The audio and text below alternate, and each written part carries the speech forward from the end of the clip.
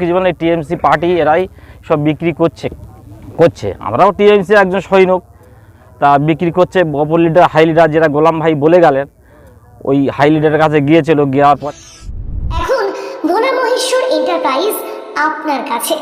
এখানে সমস্ত ধরনের বিশুদ্ধ পানীয় জলের ফিল্টার সুলভ মূল্যে বিক্রয় করা হয়। খেলার মাঠ দখল করে বিল্ডিং তৈরির অভিযোগ এলাকার তৃণমূল কর্মী সাইফুদ্দিন গাজীর বিরুদ্ধে। মিনাখার বাবুরহাট বাজার সংলগ্ন এলাকার ঘটনা। বাবুরহাট বাজার সংলগ্ন এলাকায় রয়েছে একটি খেলার মাঠ। সকালে বিকেলে এলাকার ছেলেমেয়েরা দীর্ঘদিন ধরে খেলা করে এই মাঠে। সম্প্রতি এলাকার ব্যবসায়ী সাইফুদ্দিন গাজী জোর করে সেই মাঠের চারিদিকে দোকান তৈরি করছে বলে অভিযোগ এলাকাবাসীদের। মাঠের চারিদিকে ছোট ছোট ঘর তৈরি করছে তারা। এই নিয়ে মঙ্গলবার সকালে এলাকার বাসিন্দারা প্রতিবাদ শুরু করেন। ঘটনায় সাইফুদ্দিন গাজী জানান, জায়গাটা যাদের তাদের কাছ থেকে আমি টাকা দিয়ে কিনেছি। যারা প্রতিবাদ করছে তাদের যদি সমস্যা হয় তাহলে আমার যে টাকা খরচ হয়েছে সেই টাকা দিয়ে দিক, আমি উঠে যাব।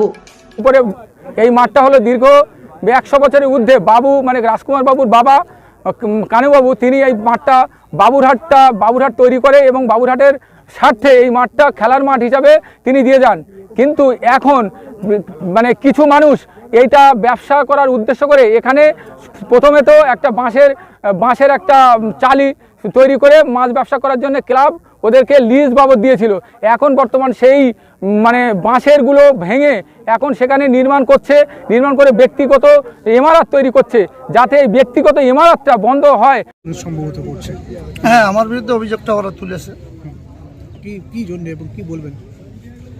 দেখেন, এই জায়গাটা যে জায়গাটা আজ মাঠ বলে দাবি হচ্ছে, বামফ্রন্টের আমল থেকে জবরদখল করে রেখেছে এই জায়গাটা কারা?